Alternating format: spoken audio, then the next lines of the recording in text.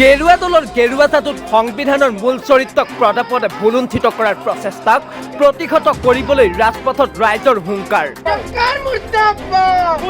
শেহতীয়াকৈ তাৰে এক দৃশ্য দিল্লীৰ যন্তৰ মন্তৰত মুছলিম ছাত্ৰ সন্থাৰ তীব্ৰ প্ৰতিবাদ। উচ্চতম ন্যায়ালয়ত গোচৰ দাখিল কৰা হ'ব বুলি উল্লেখ কৰিছে আছিক ৰাব্বানীয়ে। আজি আমি মুছলিম ছাত্ৰ সন্থাৰ 80,000 দিল্লীৰ যন্তৰ মন্তৰত আহি এক প্ৰতিবাদী কাৰ্যসূচী ৰূপায়ণ কৰিছোঁ।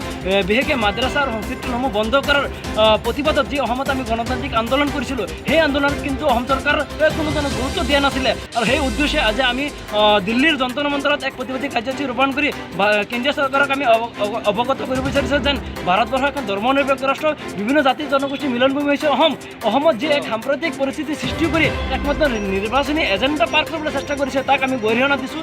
কাৰণ মাদ্ৰাছা বা সংস্কৃতিসমূহ পূৰ্বৰ পৰা চলি আছিলে, ইয়াৰ এটা আধুনিকীকৰণ হ'ব লাগে। আমি বিচাৰোঁ যেন কাৰিকৰমবিলাক চেঞ্জ কৰি কেনেকৈ আধুনিকীকৰণ কৰা যায়। ডিজিটেল ইণ্ডিয়াৰ যুগ বৰ্তমান, মাদ্ৰাছাসমূহত কম্পিউটাৰ শিক্ষা দিয়ক, এক হাতে কোৰাণ এক হাতে কম্পিউটাৰ, যিটো কথা মানে কৈছিলে সবকা সাথ সবকা বিকাশ, আমাৰ প্ৰধানমন্ত্ৰী ডাঙৰীয়াই যি কথা বাক্য দিছিলে, কিন্তু আজি সেইবিলাক কথা ফুটুকাৰ ফেনত পৰিণত হৈছে। গতিকে আমি আজি ভাৰতৰ কেন্দ্ৰস্থল দিল্লীৰ যন্তৰ মন্তৰৰ পৰা আমি এটা আহ্বান জনাইছোঁ যেন অতি শীঘ্ৰেই এই সিদ্ধান্তটো তেওঁলোকে বাতিল কৰিব লাগে আৰু মাদ্ৰাছাসমূহ বাহাল ৰাখিব লাগে, সংস্কৃতিসমূহ বাহাল ৰাখিব লাগে বুলি আমি দাবী জনাইছোঁ। অন্যথা আমাৰ যি আন্দোলন ইতিমধ্যে দিল্লী যন্তৰ মন্তৰত মুখ্যমন্ত্ৰী সৰ্বানন্দ সোণোৱাল আৰু স্বাস্থ্যমন্ত্ৰী হিমন্ত বিশ্ব শৰ্মাৰ বিৰুদ্ধে প্ৰতিবাদ।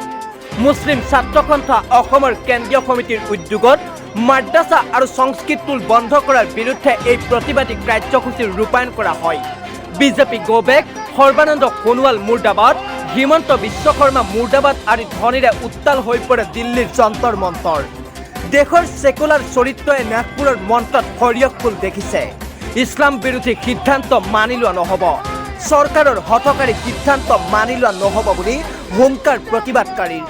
হিমন্ত বিশ্ব শৰ্মাই ঘোষণা কৰা মাদ্ৰাছা আৰু সংস্কৃত বন্ধ কৰাৰ সিদ্ধান্ত বাতিল নকৰিলে জংগী আন্দোলন আৰু উচ্চতম ন্যায়ালয়ত গোচৰ দাখিল কৰাৰ হুংকাৰ মুছলিম ছাত্ৰ সন্থা অসমৰ সাধাৰণ সম্পাদক আছিক ৰাব্বানীৰ। প্ৰতিবাদী কাৰ্যসূচীত মুছলিম ছাত্ৰ সন্থা অসমৰ কেন্দ্ৰীয় সমিতিৰ সভাপতি জালালুদ্দিনে কয় যে ৰাজ্য চৰকাৰে মাদ্ৰাছাসমূহ বাতিল কৰাৰ যি ষড়যন্ত্ৰ কৰিছে তাক তীব্ৰ ভাষাৰে গৰিহণা দিয়ে আৰু কয় যে একমাত্ৰ ৰাজনৈতিক স্বাৰ্থ সিদ্ধিৰ বাবে কাম কৰি আছে। সাম্প্ৰদায়িক মন্তব্য কৰা ব্যক্তিৰ কথাত ভুল নাযাবলৈ অসমবাসীৰ ৰাইজক আহ্বান জনায় মুছলিম ছাত্ৰ সন্থা অসমৰ কেন্দ্ৰীয় সমিতিৰ উপসভাপতি আব্দুল ৰহমানে।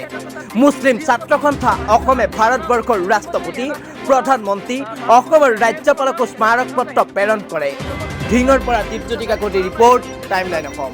চলি আছে আমাৰ সুপ্ৰিম কোৰ্টৰ প্ৰতি আমাৰ আশা আছে, বিশ্বাস আছে। গতিকে এই ক্ষেত্ৰত এটা ৰাজনৈতিক ষড়যন্ত্ৰ লুকাই আছে বুলি আমি অভিহিত কৰিছোঁ। কাৰণ যিহেতু 2021 নিৰ্বাচন সমাগত, এই নিৰ্বাচনৰ প্ৰাক মুহূৰ্তত এনেকুৱা এটা নটিফিকেশ্যন জাৰি কৰাৰ অৰ্থ কি? একমাত্ৰ অসমত হিন্দু মুছলমানৰ ৰাজনীতিত এক ছাপোৰ্ট কৰাৰ উদ্দেশ্যে এইটো ষড়যন্ত্ৰ কৰিছে বুলি আমি অভিহিত কৰিছোঁ। গতিকে আমি কেন্দ্ৰীয় চৰকাৰক আহ্বান জনাইছোঁ এই ক্ষেত্ৰত এক সিদ্ধান্ত গ্ৰহণ কৰিব লাগে আৰু আমাৰ যি দাবী আছে সেই দাবীসমূহ গ্ৰহণ কৰিব লাগে। অন্যথা আমাৰ যি আন্দোলন